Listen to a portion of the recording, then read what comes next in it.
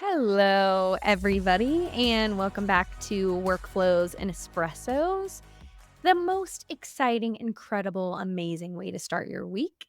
I am very excited to be back this week. We are going to be touching on a topic that I think is overlooked a little bit. And it really to me is a recipe that leads to success in this department that you kind of have to work on to find your groove. And so over the weekend, while I was thinking about recording this episode, I was really thinking through the things that I have seen be successful when it comes to this particular topic. So we're going to dive into all things owner retention today.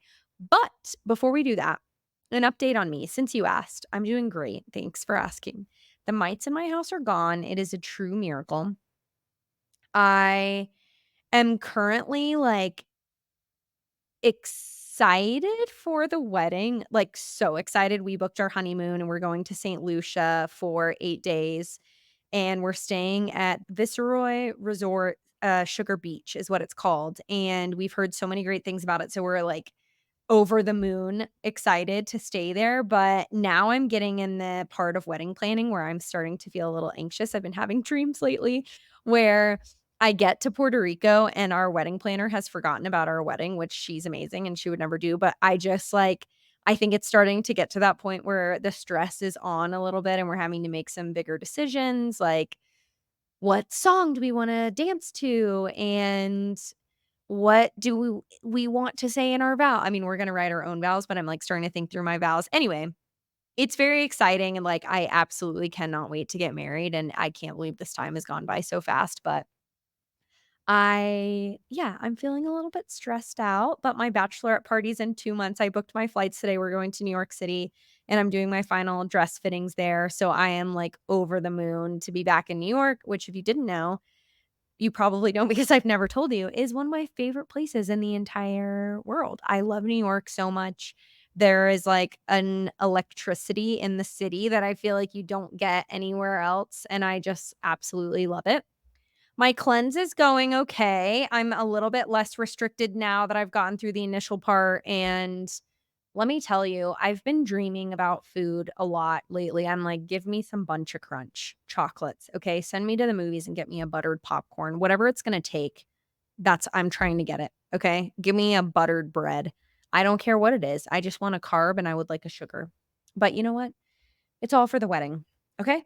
The fires have actually been pretty bad around Jackson recently, not like within close proximity, but in Canada and in Oregon, Washington. So it is a little bit smoky, which has been a little sad for the end of summer since this time is so fleeting. So we're just trying to soak up all the time that we can outside. And we've had a little bit of rain, which has been exciting. So honestly, this is like my most boring update, which is a little bit nice because this July has been pretty stressful for me.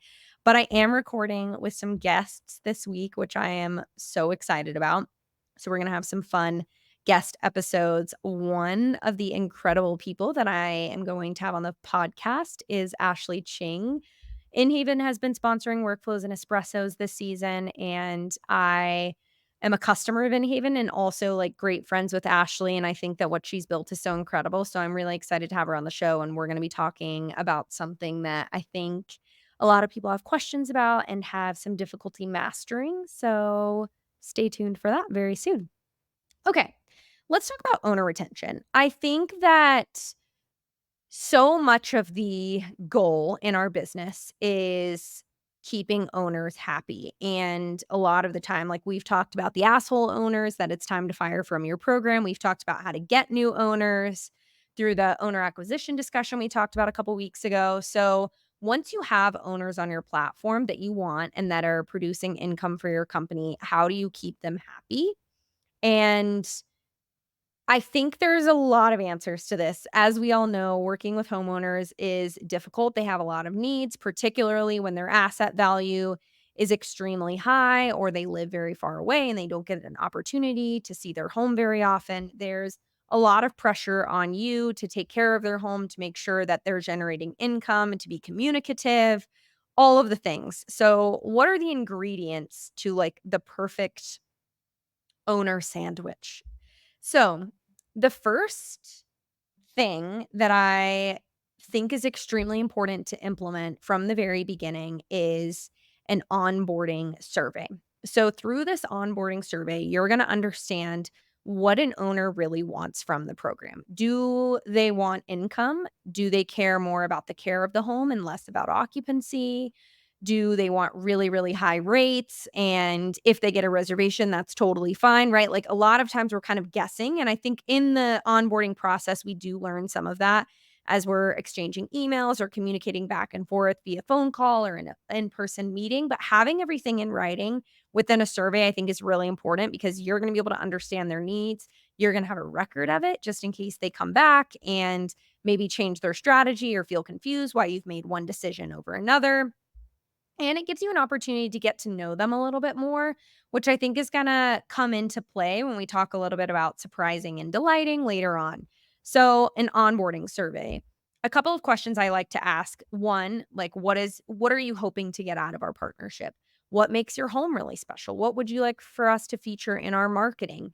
What do you think of when you're in your property? Do you wanna name your home? We find that if you name your property, you receive more bookings. It obviously depends on what area you are, like, if many of the homes are named, right? Like, come up with questions that are specific to your area, but also give you an opportunity to understand your owner's wants and needs and just a little bit more about them. Like, I like to ask questions like, do you have any children? If you do, what are their names? When is your anniversary with your spouse if you're married? Things that we can do so when the owner comes and stays with us, we have these dates in our CRM and so we can make their stay a little bit more special and personalize our level of service. Where would you like your owner closet to be if you would like one? What do you want to store in there? All the things. So, an owner onboarding survey. And then from there, what should communication look like with a homeowner? I was talking to a friend actually about this in the industry last week. There are so many different ways that you can structure your operations team. You can either have an owner liaison or a property manager or an asset manager, whatever you wanna call them, that is dedicated to a certain group of owners. So let's say you have John, and John has 10 owners that he's responsible for all the communication with, right? Or let's say you have a team of 5 owner liaisons or property managers, and they tackle all owner communication. Or maybe, and I don't recommend this, all owner communication flows through you. I think it really just depends on what works for you and honestly, like, operational setup is a whole different conversation. I tend to like having property managers that are assigned a subset of owners that they're responsible for that main point of communication.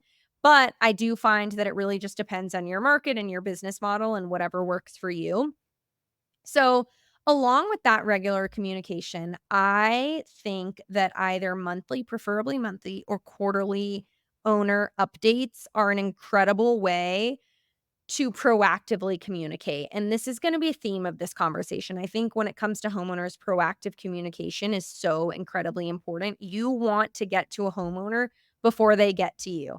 You are not going to do that every single time. But when it comes to reservations and booking data and what kind of trends you're seeing in the area or what you have done in this homeowner's property this month so far, right? Like before they come to you and say, "Hey, my property isn't booking. Can you tell me why?" Or "When was the last time you inspected my home? I know we haven't had an arrival in a while.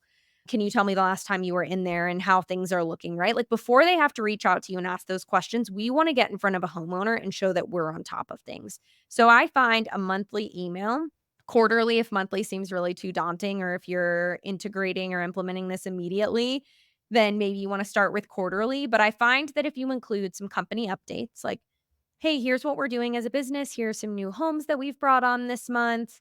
Here are new processes that we've implemented." Anything at a company level that you feel is important for homeowners to know. I do feel like it kind of humanizes you a little bit and lets owners know that we are humans on the other side of this, right? Particularly when they're CEOs of multi-million dollar companies. And I think it can kind of, we become the help a little bit. And so we want to humanize ourselves and tell them a little bit about us and our team and build that relationship. So company updates would be part one, in my opinion, and then kind of jumping into the revenue side. So here's how our market is looking for summer. And here's what we're doing on the marketing side to increase reservations for summer. Here's what you can expect in terms of occupancy. Here's how many times we're lowering your like whatever that looks like to a homeowner or to you, how you want to communicate. I think it's just really important to stay in front of them and go ahead and answer some of those questions that they might have, particularly if they're looking at their calendar and see a couple of open gaps in high season.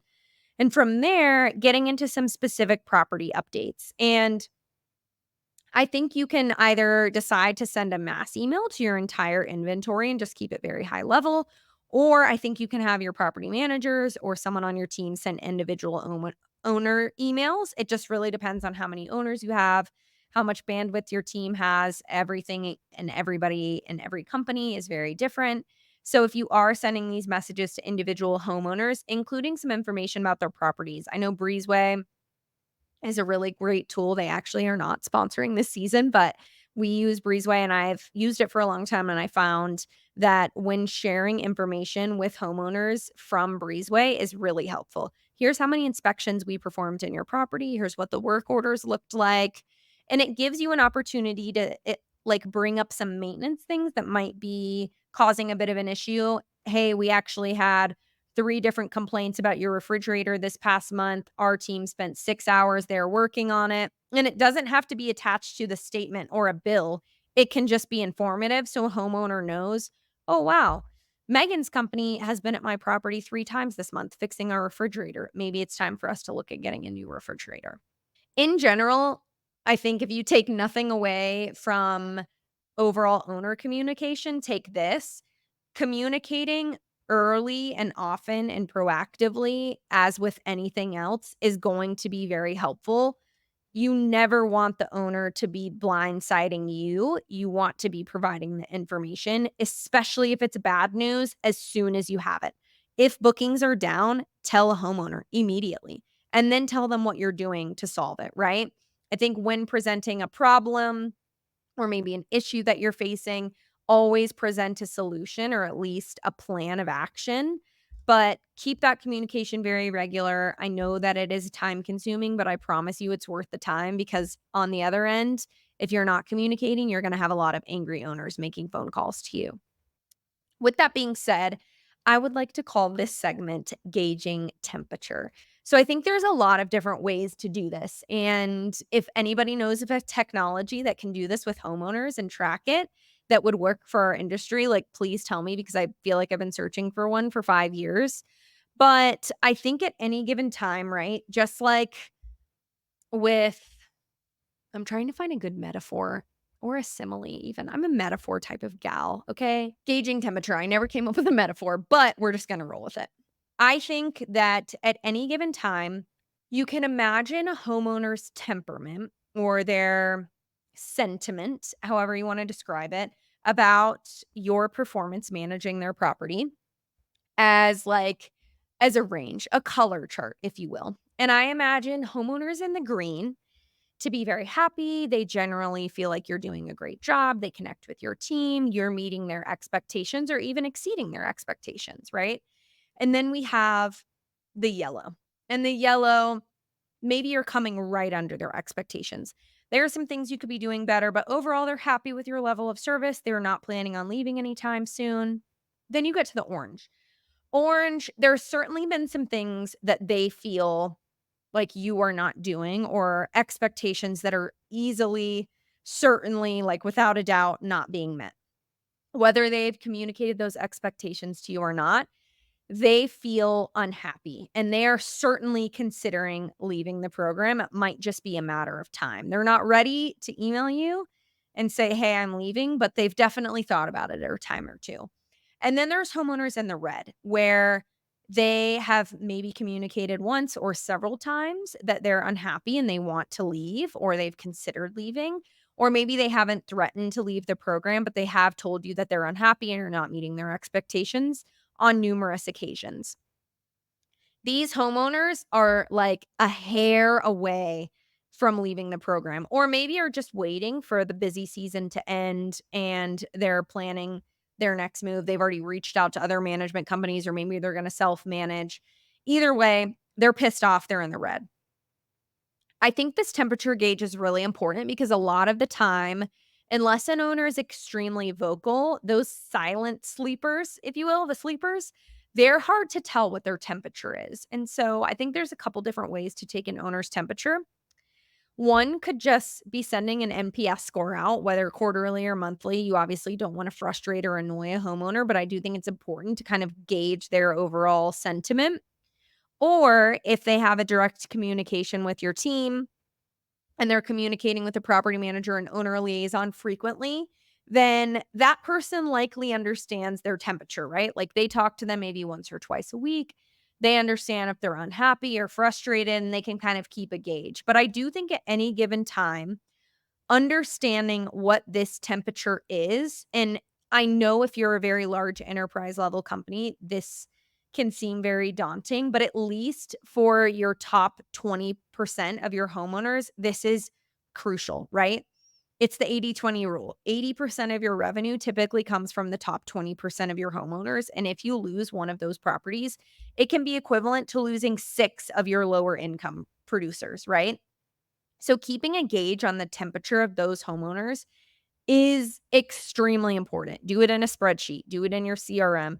It doesn't matter to me. Just make sure that you have a gauge on how they're feeling and how they're feeling, particularly about you and the company, not you as an individual. I mean, that does help, but your company and your partnership and how you're performing against their expectations. Just like we're consistently gauging our temperature with each homeowner and whether or not the relationship is working, they're doing the same for us. So, gauge your temperature. Also, I think I've said temperature 15 times. I'm sorry. Hello, everybody. I am very excited to be back with one of my favorite people in the industry, Ashley Ching, and she is here with another InHaven insight. Ashley, what do you have for us today?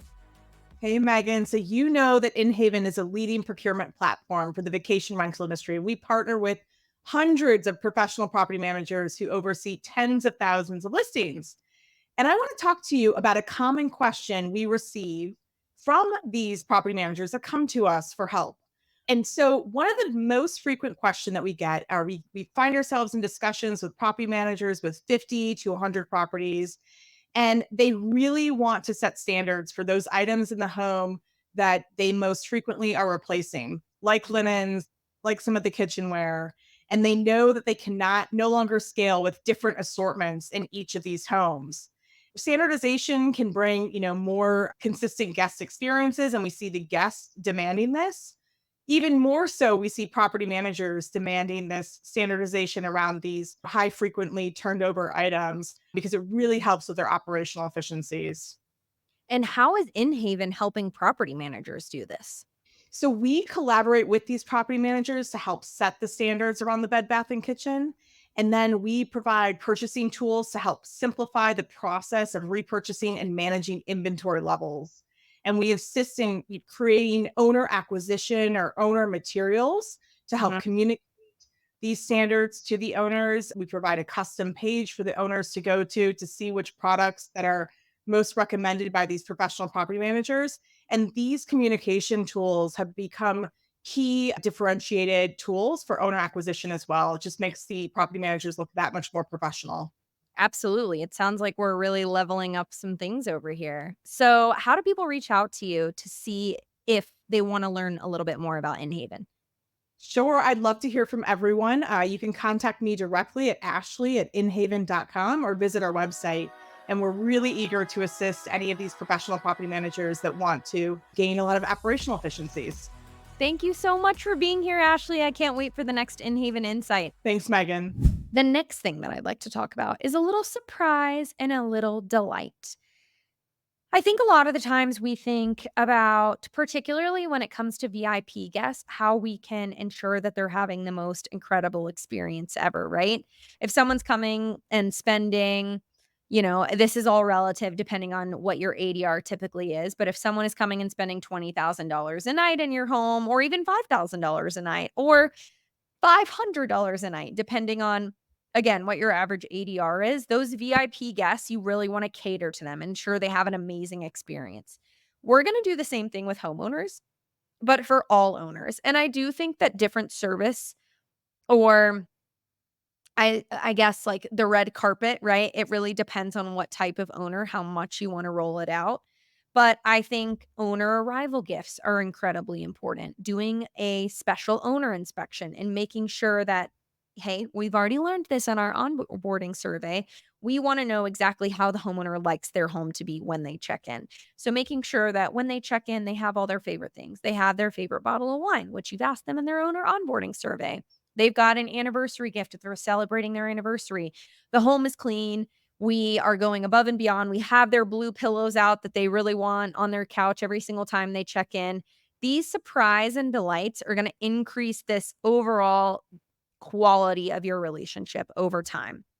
When you are going above and beyond for your homeowners, again, specifically that top 20%, it allows them to understand how you might treat a guest when they stay in their property, right?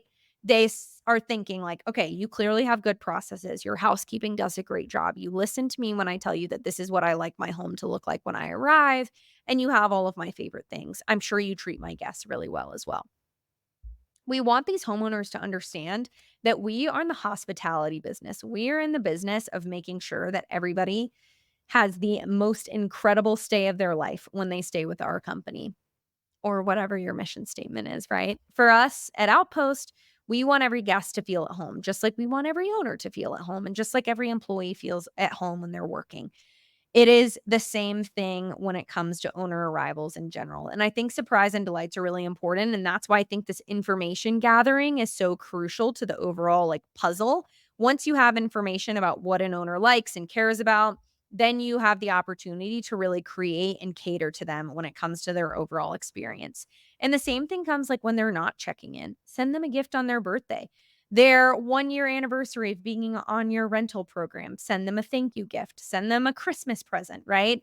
Like carve out some money in your budget to allow you to do these things with homeowners because it will all pay for itself in the end. And think many times homeowners have friends and these friends also own homes and want to join your program, or they might be looking for a program to join. So keep in mind, surprising and delight is incredibly important. We talked a little bit about communication. Oh, we actually talked a lot about it in our owner emails. When it comes to bad news, we kind of glossed over that. So I just want to reiterate and kind of talk through like a lot of the time when we have bad news to share with the owner, particularly on the revenue side, it can be very daunting to communicate that with an owner. And you also might want to delay it and delay it and delay it. And I find that to be a bad idea in the very end. It typically never works out for you if your revenue is not performing well, that and you don't foresee it getting any better, even though you're doing everything you can. Maybe your entire market is down. Communicating that early, as soon as you kind of start to see it, I think is very crucial. So, when speaking about revenue in particular, let's say your homeowner has a projection this year or a goal of $80,000. And as the year's gone on, you see that it's more like $60,000 that they're going to be bringing in. This is a hard conversation to have with a homeowner. They're expecting this money. They might be banking on the money for future renovations or to pay their mortgage. And you're seeing the bookings come in, and the demand for this home is just not where it was. Maybe it's a little outdated. Maybe you missed the boat a little bit on some rate adjustments or marketing adjustments. And I think it's really hard when this is a mistake you've made yourself. Owning up to that early is gonna be key. And I find that there can be some strategy when it comes to communicating this bad news with a homeowner. I think, in the busy season is probably one of the best times to do it because owners are less likely to leave your program during busy season. They don't wanna leave the reservations and have to go join another program and like, really miss out on a high amount of revenue. So, if you can communicate it to them early during that busy season or close to it, where you have a lower churn percentage or churn risk, That's gonna be important, and staying tactful and honest while also providing information and that kind of solution, or if not solution, then a plan is gonna be key here. So, if it's really bad news, I think you should pick up the phone and call a homeowner. If the news isn't so bad, but still not great, I think an email suffices, and it really just kind of depends on this owner's communication preference, which you can also put in the owner onboarding survey.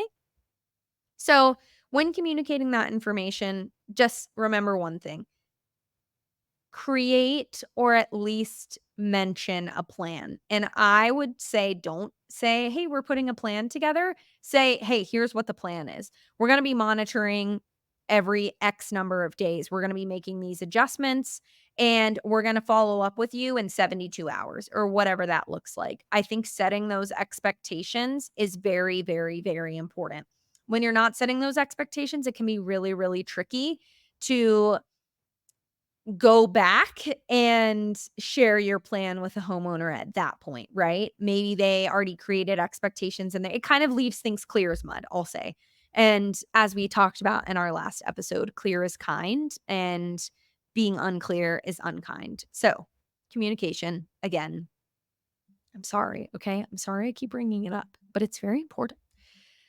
And my last point when it comes to owner retention for now, don't worry, we'll be back. This is a long topic, is when it comes to data sharing, I think it is very important what you choose to share and what you don't. And I know that we talk a lot about transparency, but I find that sharing too much information can be muddying and also not helpful and could create more questions that are probably unnecessary and don't really mean anything in the grand scheme of things. This is why KPIs are really, really important. And when sharing owner information, I know managers who share everything with a homeowner, who will send a key data owner report and include every single thing on there, the good, the bad, the ugly, whatever. And I know people who choose to share only the good news and maybe 1 or 2 KPIs. I find that if you include maybe more than 3 data points, it can kind of become long. The owners, a lot of the time, these are high-powered executives, they're busy people, they have hired you to take care of their property, right? They want the meat and potatoes, they want the TLDR version of things. So, finding a level of data that makes sense and is digestible is really important, and I think education comes into play here, right?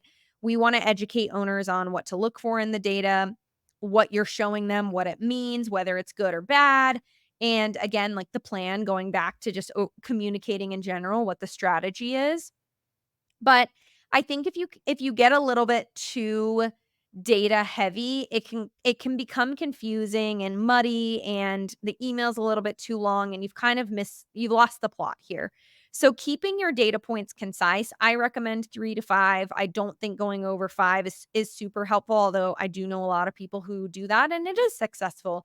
It really just depends on what works for you, but if you're starting from scratch, I would start with 3 data points, and maybe those are RevPAR, which I think is very important, educating a homeowner on what RevPAR is, overall revenue, and occupancy.